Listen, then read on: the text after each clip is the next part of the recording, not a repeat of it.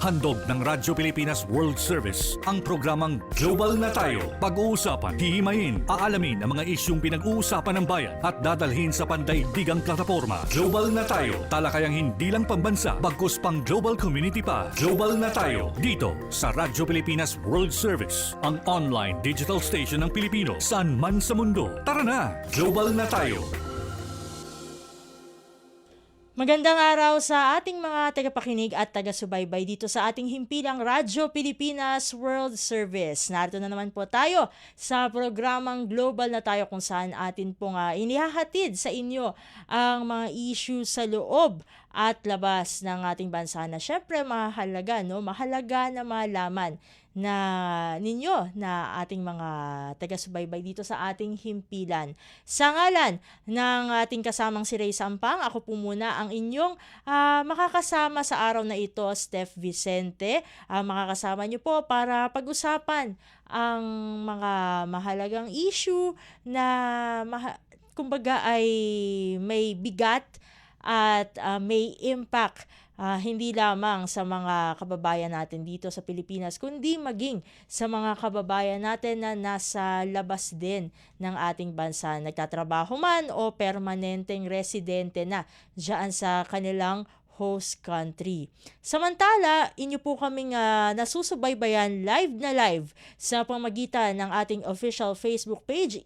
I-search na lamang po ang Radyo Pilipinas World Service sa pamagitan po ng inyong mga search bar dyan sa Facebook. Meron din po kaming mga re-uploads and replays na inyo pong mapapanood naman sa ating official YouTube channel, Radyo Pilipinas World Service pa rin po yan.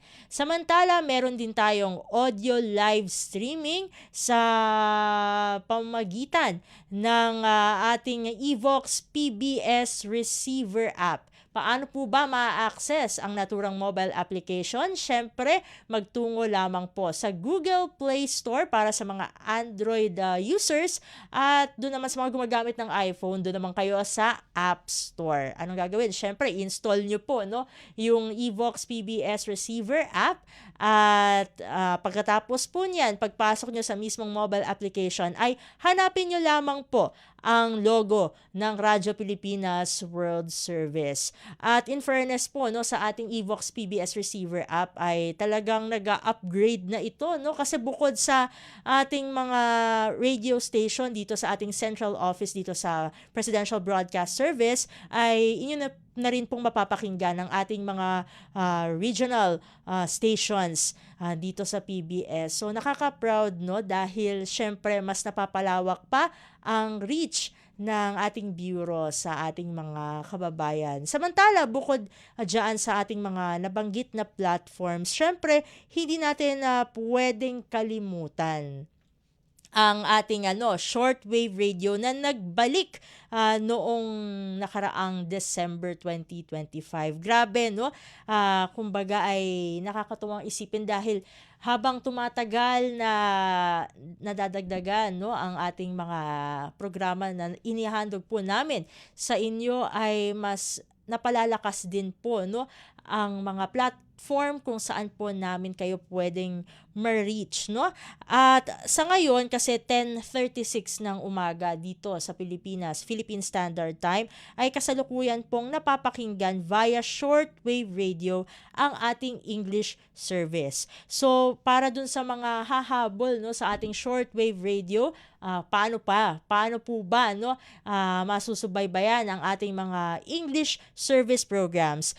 Syempre, tumutok lamang mula 10, ayan, correction po, mula 10 o'clock hanggang 11:30 in the morning Philippine Standard Time. Sa UTC po, ay 200 to 3:30 UTC. At ano ba yung mga short wave frequencies na dapat masubaybayan po ng ating mga listeners, lalong-lalo na yung mga sinasabi nga na shortwave enthusiast. Pagbati po sa inyo, maraming salamat po sa patuloy pong pakikinig sa ating mga programa dito sa Radyo Pilipinas World Service. So eto na po, yung mga shortwave radio frequencies. Unang-una dyan, 12.020 MHz, 15.640 MHz at 17.665 665 megahertz. Ayan, yan po yung tatlong frequencies for our English service programs. Samantala, itong programang Global na Tayo ay nasusubaybayan naman sa pamagitan ng ating Filipino service na inyo pong kumbaga natutunghayan at ito po ay naiere mula 1:30 a.m. hanggang 4:30 a.m. Philippine Standard Time po yan. Sa UTC naman po ay 17:30 to 20:30 UTC. So ano po yung mga shortwave frequencies na dapat nyo pong masubaybayan? Unang-una po dyan ay 9.370 MHz. Meron po yung ka-alternate, no, kung sakaling hindi malinaw yung sagap, pwede naman pong pumunta sa 15.200 MHz.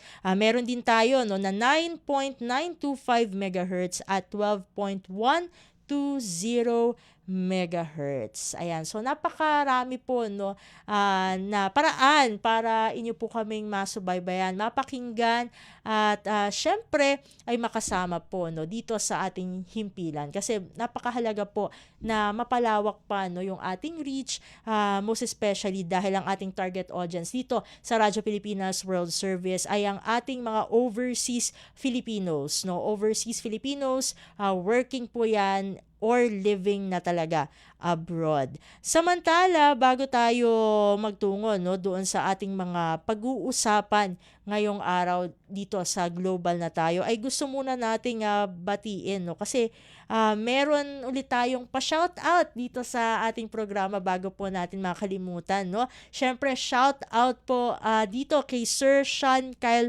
Flores. Ayan. Mula po siya sa Sapang Bato, Angeles City, Pampanga.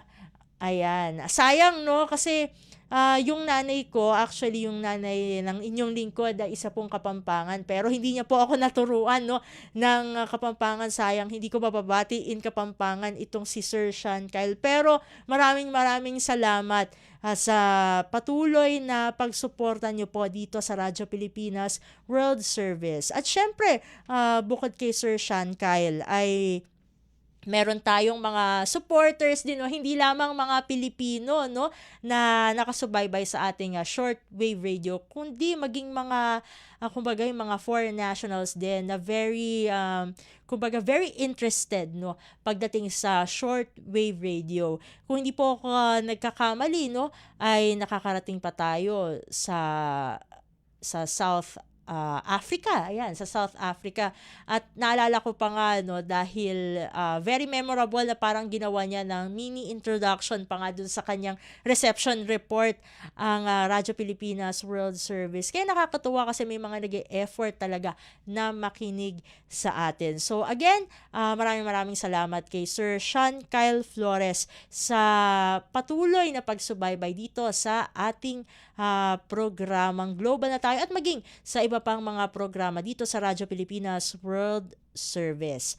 Samantala, meron tayong mahalagang announcement kasi ito, mangyayari na to Sabado at Linggo, no? January 10 to 11, 2026 mula alas 8 ng umaga hanggang alas 6 po yan ng gabi. Oras siguro to, no, sa United Arab Emirates dahil magkakaroon muli, no? Lagi naman natin na pag-uusapan dito sa Global na Tayo ang tinatawag na Bagong Bayani ng Mundo Serbisyo Caravan, kung saan dinadala po mula dito sa Pilipinas ang serbisyo ng ating pamahalaan patungo sa iba't ibang mga bansa, kung saan marami po ang ating mga overseas Filipino workers, no? Kung atin pong matatandaan kahapon sa programang Babangon sa Makabayang Serbisyo Publiko ay nabanggit pa nga sa atin na ikwento sa atin ni Philippine Ambassador to Kuwait, Jose Cabrera III, na nagkaroon na sa kanila ng serbisyo caravan. Kaya talagang nakakatuwa kasi alam naman natin na sa Middle East marami talagang Pilipino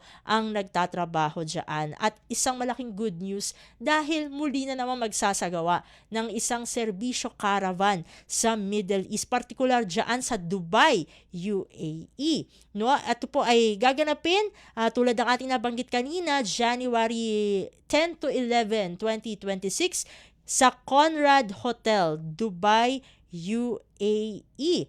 Sino-sino po ba o ano-ano pong mga ahensya ang magpa-participate dito sa naturang serbisyo caravan na ito? Syempre, unang-una, ang nag-spearhead po mismo ng serbisyo caravan ang Department of Migrant Workers o DMW.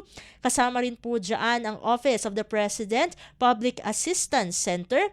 Syempre, nandyan din po dahil nasa Dubai na rin naman nangyayari yan, ang ating Migrant Workers Office o MWO sa Dubai na lagi din nating nakakapanayam dito sa Global na Tayo. Shout out po kay Labor Attaché John Rio Bautista dahil siya po ang Labor Attaché diyan.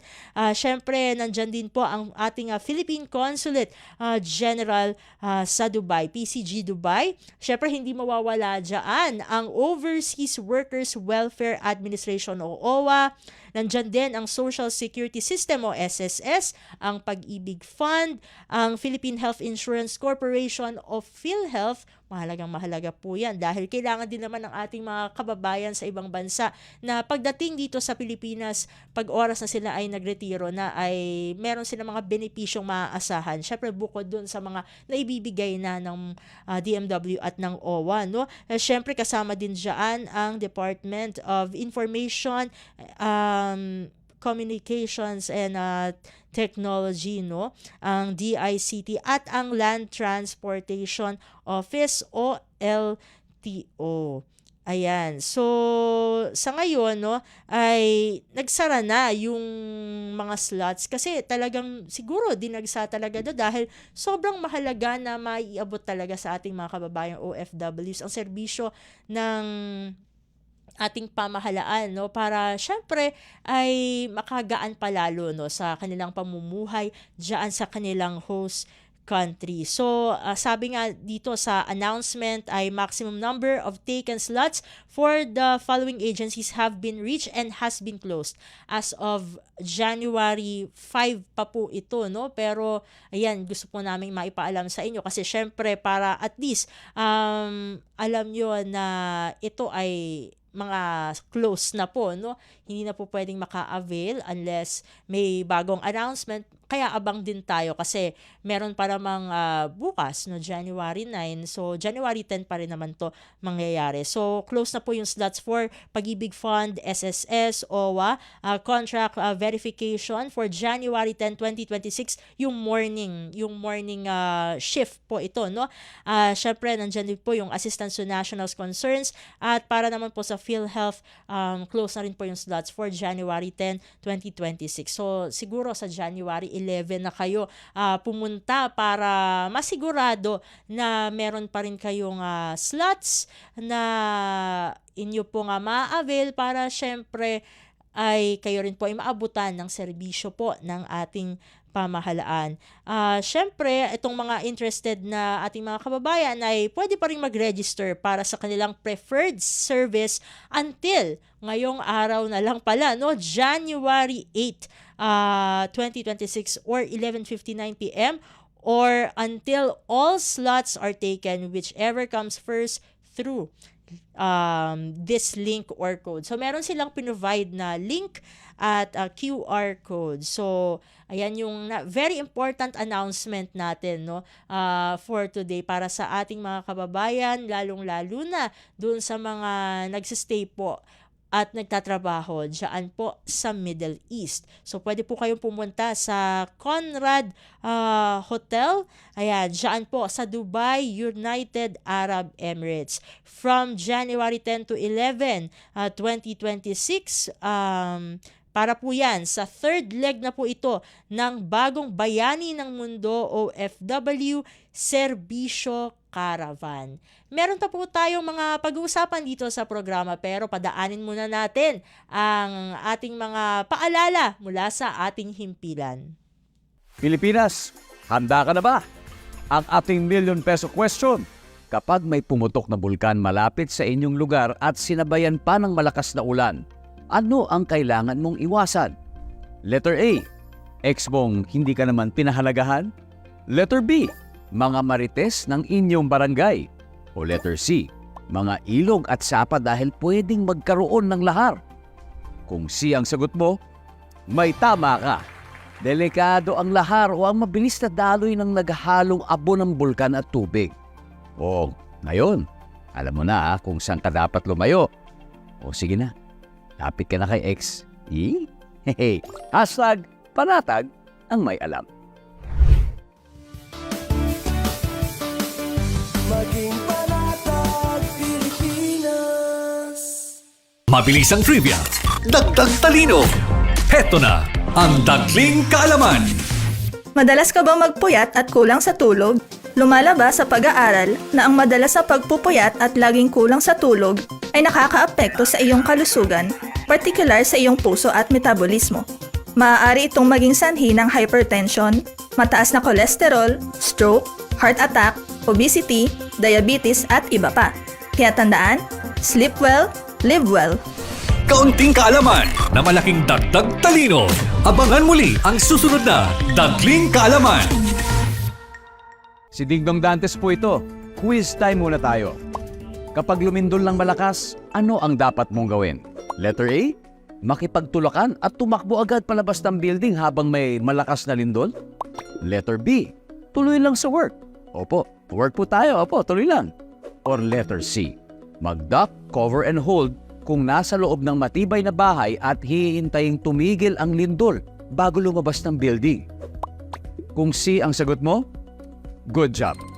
Duck, cover, hold muna para mailigtas ang sarili sa malakas na lindol. #panatag ang may alam. Maging Panatag Pilipinas. At tayo nagbabalik na sa ating programang Global na Tayo. Para sa araw na ito, kasama nyo pa rin po ang inyong lingkod, Steph Vicente, pansamantala pong humahalili sa ating kasamang si Ray Sampang. Samantala, syempre tulad ng ating nabanggit kanina, ay meron pa tayo mga pag-uusapan. Unang-una na dito, yung mga kaganapan sa naging flag ceremony, no, kamakailan ng Department of Migrant Workers o DMW, dahil kanila pong kinilala, no, sa araw na iyon, sa flag ceremony na iyon, ang mga matuturing kumbaga, no, na outstanding performance ng kanilang mga opisina at ng frontline staff, no, na very vital po yan, mga ganyang pagkilala, para ma-boost po ang moral ng mga empleyado. Kasi ganun po talaga kahalaga ang pagbibigay pagkilala, dahil ibig sabihin po nakikita po ang inyong sipag, tiyaga at dedikasyon sa inyong trabaho. At kumbaga, no, dito kasi sa kaganapang ito ay kumbaga binigyang pugay, no, yung dedication nga nitong mga taong ito, nitong mga personnel na ito sa pagbibigay serbisyo sa ating overseas Filipino workers o OFWs sa pamagitan ng agarang kalinga at saklolo para sa mga OFWs na nangangailangan o Action Fund. Ayan, lagi po natin na pag-uusapan dito sa programang Global na Tayo ang Action Fund, no? Kaya siguro very familiar na kayo dito. Pero yun nga, no, ay binigyan pagkilala ito ng DMW, itong ang pagsisilbing ito sa pangunguna po, no, ng ating butihing kalihim Hans Leo Kakdak, no, sa pagbibigay po yan ng timely, compassionate and people-focused support para doon sa mga nangangailangan po nating OFWs. So ano po yung mga kumbaga yung mga iba pang detalye tungkol sa kaganapang ito? Unang-una ay binigyang pagkilala ang DMW National Capital Region NCR sa pag-distribute ng highest amount ng Action Fund assistance na umabot po ng 106 million pesos. Kasunod po yan, no, ng Regional Office 6 na may 89.3 million pesos at Regional Office 3 na may 61 million pesos. In terms naman, no, sa mga naserbisyohang benepisyaryo ay nangunguna po dyan ang Regional Office 3 na may 5,033 participants, sinundan naman ng NCR Office na may 1,838 at Regional Office 2 na may 1,821. During the holiday period, no, kung saan ay alam naman natin na mahaba-haba ang bakasyon talaga, no, ng mga kawani ng pamahalaan dahil bukod dun sa Christmas season ay sinuspend din, no, ng ating Pangulo yung December 29 at January 2 para mahaba ang bakasyon. Pero syempre walang tigil po ang serbisyo ng ating Department of Migrant Workers, no, dahil during the holiday period po ang NCR office nila ay nakapagserbisyo, no, sa mahigit, no, 4,000 kliyente po yan, no. Sinundan po yan ng Regional Office 3 na may 1,762 at DMW PEG-PB na may 1,024. Bukod sa mga opisinang ito ay binigyang pagkilala nga po ng DMW ang mga, syempre, yung mga personnel po, no, na nakapaghatid ng frontline services during the holiday period from December 29. Tulad nga na nabanggit kanina, dapat nagpapahinga ang mga kawani ng pamahalaan, pero tuloy-tuloy ang pagbibigay serbisyo kasi syempre ay tuloy-tuloy din naman, no, ang mga concerns ng ating mga OFW sa dapat matugunan agad. And we are fortunate na very dedicated po, no, yung ating mga kasama po, yung ating mga kasamang government employees dyan sa DMW. Mula po yan December 29, 2025 hanggang nitong January 2, 2026. Kasama po dyan ang mga staff mula sa Central Office, Regional Office, sa NCR, Region 2, 3, 4A, 4B, 5, 6, 7, 9, 10, 11, 12, at 13. Marami din ito, no?